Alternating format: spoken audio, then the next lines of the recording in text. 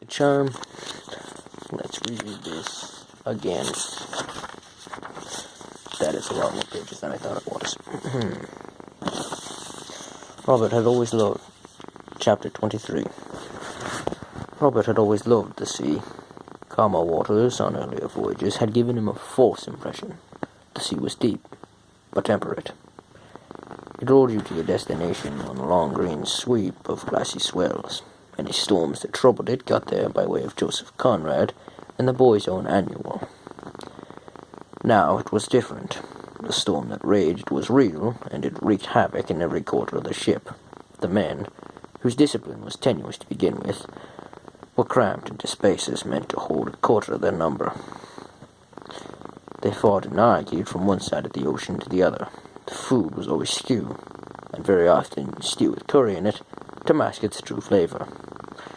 It was served in deep white bowls.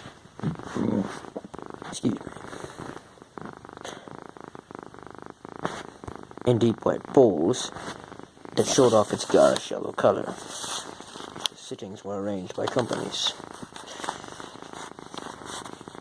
which should actually just say were arranged by company. 240 men sat down together, feeding from the planked-up tables that had foolishly been set on trestles. Once a day, the trestles would collapse, either kicked by someone's boots or sabotaged by the lurching of the SS Masanabe, as she rose and fell and often seemed to careen through the storm. At nearly every meal, the bowls and the cutlery, the pots of steaming tea and coffee, and the giant tin jugs of milk and water crashed and spun across the decks. Most of the jaundiced stew, one way and another, ended up on the floor.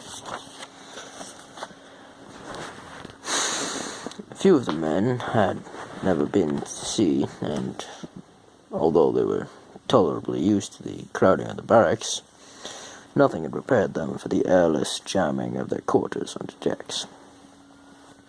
The makeshift latrines and showers were virtually open forums where privacy was unheard of. Men unable to find a space at the trough-like urinals simply turned aside and aimed at the bulkheads. Portholes were closed and locked against the cold. The air was blue with smoke, and this, plus the tremendous heat in the boilers, drew off the oxygen. Everyone suffered from headaches, and men who lived outdoors all their lives passed out because they couldn't breathe. Bunks, perforce, had been constructed in tiers of 4 and 6 and even 8. Sleep, as opposed to loss of consciousness, was almost an impossibility. If you wanted to lie on your other side, you had to slither onto the floor, turn around, and climb back into your bunk, facing in the opposite direction.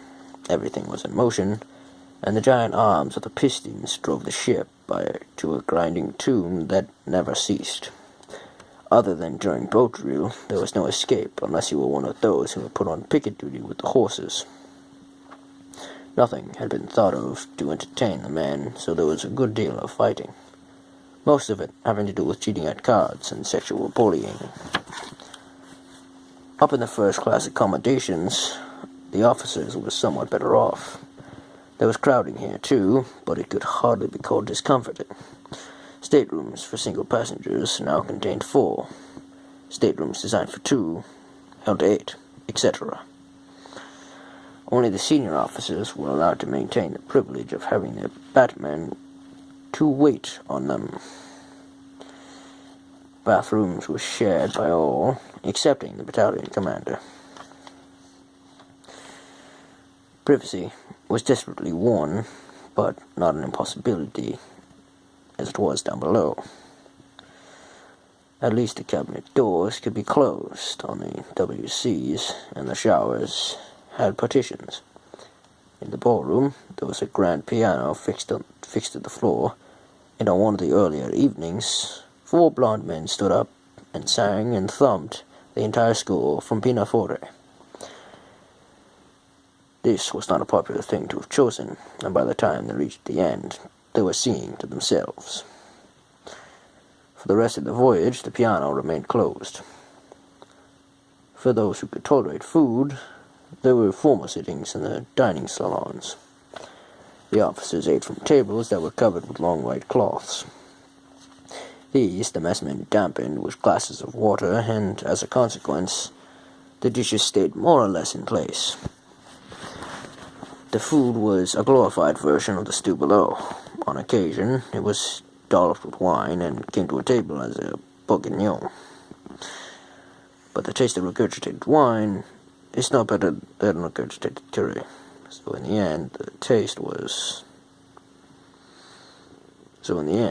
the effect of the food was fairly democratic. Most of an officer's time was spent lying down, or else being spent.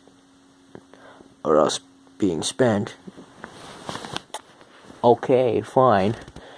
Or else being, no, too late now, or else being sent down below to see what could be done to keep the men from mutiny. To this end, Robert was glad he kept the revolver.